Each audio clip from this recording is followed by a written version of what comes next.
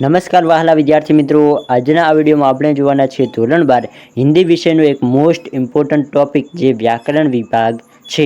આમાંથી વિદ્યાર્થી મિત્રો તમે સારા એવા રોકડા ગુણ મેળવી શકો છો. તો તમારે વ્યાકરણ વિભાગ ઉપર પણ ખાસ ફોકસ કરવાનું હોય. આમાં વિદ્યાર્થી મિત્રો જો તમે સારી તૈયારી કરો તો રોકડિયા ગુણ પણ મેળવી શકો છો, અને જો તૈયારી ના હોય તો તમે ગુણ ગુમાવી પણ શકો છો. વ્યાકરણ વિભાગ જ એવો છે વિદ્યાર્થી મિત્રો, જો તમે પહેલેથી તૈયારી કરી હોય તો તમે સારા એવા ગુણ આરામથી મેળવી શકો છો. પરંતુ જો તમે છેલ્લા સમયે તૈયારી કરો તો તમે વધુ ગુણ મેળવી શકતા નથી. આ વિદ્યાર્થી મિત્રો હકીકત છે.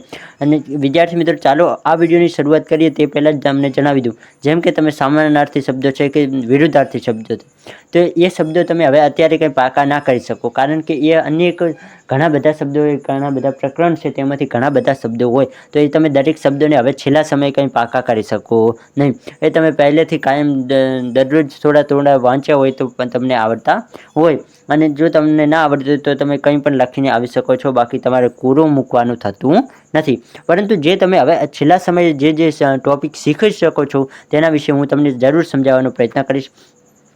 અહીં સૌપ્રથમ વિદ્યાર્થી મિત્રો બે ટોપિક આપેલા છે કે સમાનાર્થી અને વિરુદ્ધાર્થી.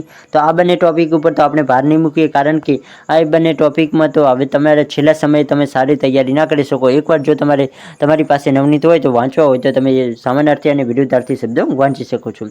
બીજું વિદ્યાર્થી મિત્રો ત્રીજા નંબરે તમને આપવામાં આવે છે કે નિમ્નલિખિત શબ્દો કે તત્સમ રૂપ લીખીએ. આમાં વિદ્યાર્થી મિત્રો તમે રોકડા ગુણ મેળવી શકો છો, એ પણ છેલ્લા સમયે. તો તત્સમ રૂપ જો તમને પૂછવામાં આવે તો તેમાં તમારે વિદ્યાર્થી મિત્રો શું કરવાનું છે, અહીં મેં તમને ઉદાહરણ સહિત સમજાવ્યો છે. તમે બહુ જ સરળ છે વિદ્યાર્થી મિત્રો, ક્યાંય પણ કરવાનું નથી. જેમ કે તત્સમ શબ્દમાં શું કરવાનું હોય, તો કે આ કપૂત લખેલું છે તો તેનું કુપુત્ર કરવાનું છે. અહીં જીભ લખેલું છે તો તેનું જીહવા કરવાનું છે. અહીં નિંદ લખેલું છે તો તેનું નિંદ્રા કરવાનું છે. અહીં કાલિખ લખેલું છે તો તેનું કાલીમાં કરવાનું છે. તો અહીં કામ લખેલું છે તો વિદ્યાર્થી મિત્રો તેનો જવાબ શું આવશે? તો તમને જવાબ આવતો હોય તો કોમેન્ટ બોક્સમાં લખી શકો છો. જો ના આવડતો હોય તો હું તમને જણાવી દઉં, તો તેનો જવાબ આવશે કર્મ. શું આવશે? કર્મ. તો વિદ્યાર્થી મિત્રો આટલું સરળ છે, તમે એકવાર વિચાર કરો. તો કે કપૂતનું તો કે કુપુત્ર, જીભ તો જીહવા, નિંદ તો કે નિંદ્રા, કાલિખ તો કે કાલીમાં, અને કામ તો કે કર્મ. તો આટલું સરળ છે વિદ્યાર્થી મિત્રો, તો એને તમારે થોડોક શબ્દ બદલવાનો છે. કપૂત તો કુપુત્ર.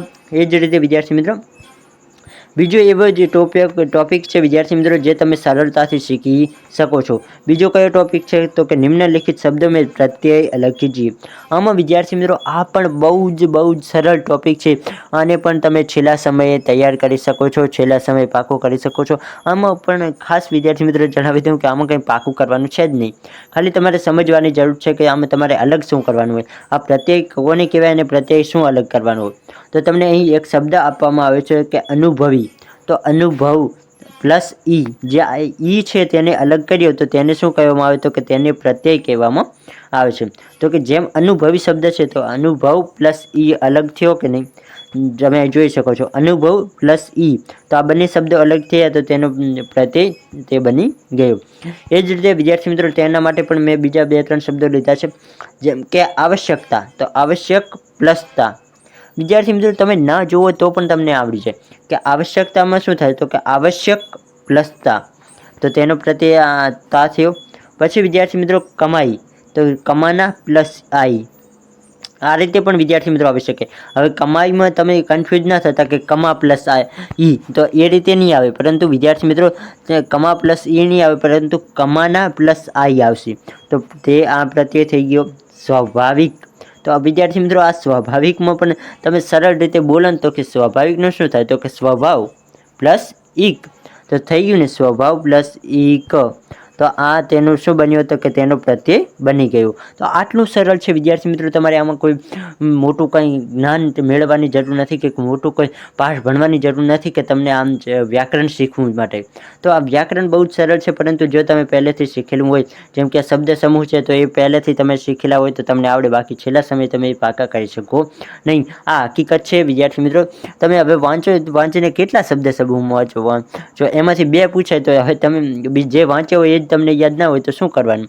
તમે અનેક આખા પાઠના શબ્દ સમૂહ વાંચ્યા હોય, એમાંથી જે 2 પૂછાણા એ જ તમને યાદ ના રહે હોય. છેલ્લા સમયની વાત કરું છું.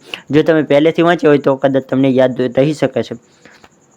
आगे बढ़े विद्यार्थी मित्रों, निम्नलिखित अशुद्ध वाक्यों को शुद्ध करके फिर से रखिए। तो कि जे वाक्य अशुद्ध है ते वाक्यों ने शुद्ध करवा माटे शुं करवानुं होय?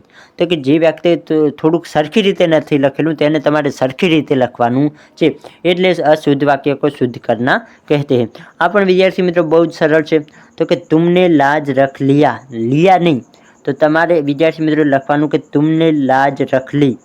आ लिया जो शब्द सारो नहीं लागतो, जेम के लिया तुमने लाज रख लिया, ये शब्द सारो नहीं, तुमने लाज रख ली हिंदी में आ शब्द सारो, तो तमारे लखी देवानुं।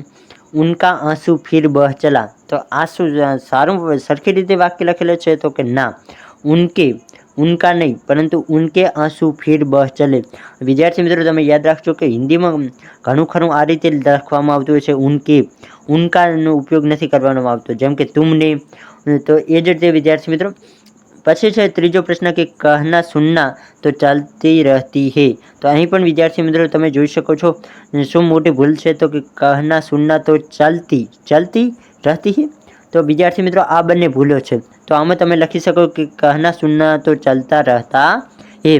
आ जे बंनेमां चलती रहती है ए बंनेमां तमारे सुधार करवानी जरूर छे, चलता रहता ही। तो एमां पण तमे रोकड़िया गुण मेळवी शको छो। वाक्य सुधारना पण बहुत सरल छे विद्यार्थी मित्रों। तमारे पहलुं कोईपण वाक्य लखेलुं होय तेने सारी रीते वांचवानुं छे, तेने तमे कई रीते हिंदी में कई रीते वांचो तमारे तमारा मनमा विचारवानुं छे। तो ए वाक्य तमे कई रीते मनमा विचारो ए ज तमारे અહીં લખવાનું છે, તો તમને 1 ગુણ રોકડીઓ મળી જશે। પછી વિદ્યાર્થી મિત્રો નિમ્નલિખિત કહાવત, તો કહાવતમાં પણ તમારે શું કરવાનું હોય છે? તો કે સંપૂર્ણ વાક્યને વાંચવાનું। કહાવત વિદ્યાર્થી મિત્રો તમે ના વાંચો તો પણ એ સરળ હોય છે, કારણ કે તમે કોઈપણ વાક્યને સમજો સારી રીતે, તેનું તમે ગુજરાતીમાં એકવાર અનુવાદ કરો અને તેનો મતલબ શું થાય છે તેને સમજો, ત્યારબાદ એનું એ જ લખી દો તો પણ તમને ગુણ મળી જશે। નિમ્નલિખિત મહાવરોમાં પણ તમારે વિદ્યાર્થી મિત્રો એ જ રીતે છે, એ મહાવરો શું કહેવા માગે છે, એ વાક્ય શું કહેવા માગે છે, એને એકવાર ગુજરાતીમાં અનુવાદ કરવા। તો જે મહાવરાનો અર્થ છે તેને તમારે લખવાનો થાય છે। તો કે એ કોઈ પણ વાક્ય હોઈ શકે, તો તેમાં વિદ્યાર્થી મિત્રો અહીં મેં તમને એ વાક્યો આપ્યા નથી, કારણ કે તમને અહીં એક વાક્ય આપું પરંતુ એનું એ જ વાક્ય પૂછાય એવું હોતું નથી, એટલે તમને આ મહાવરા અને કહાવતમાં પણ તમે વિદ્યાર્થી મિત્રો એમને ગુણ મેળવી શકો છો। પછી છે નિમ્નલિખિત પ્રશ્નો કે ઉત્તર લખીએ। આ તો વિદ્યાર્થી મિત્રો તમને પ્રશ્નો આપવામાં આવ્યા હશે, તેનામાંથી તમારે ઉત્તરો લખવાના હશે। જે તમારે પાઠ્યપુસ્તકમાંથી જ તમને પ્રશ્નો લેવામાં આવ્યા છે, જેના તમારે ઉત્તર લખવાના રહેશે। તો અહીં વિદ્યાર્થી મિત્રો ભાગ સીનું વ્યાકરણ આપણે બહુ જ સરળતાથી જોયું, જેમાં અલગ અલગ આપણે 2-3 ટોપિક શીખ્યા, જે અત્યારના સમયમાં શીખવા જેવા હતા, જે છેલ્લા સમયે શીખી શકાય એવા ટોપિક આપણે અહીં જોયા। તમે હવે એવું ના કહેતા કે કેમ બધું વ્યાકરણ ના લાવ્યા, તો છેલ્લા સમયે વ્યાકરણ તમે કંઈ બધું પાકું કરી શકો નહીં, આ તો હકીકત છે વિદ્યાર્થી મિત્રો, તમે માનો કે ના માનો પરંતુ આ હકીકત છે। તો આજનો વિડીયો પસંદ આવે તો વિડીયોને લાઇક કરો, કે ચેનલને જરૂરથી સબસ્ક્રાઈબ કરો।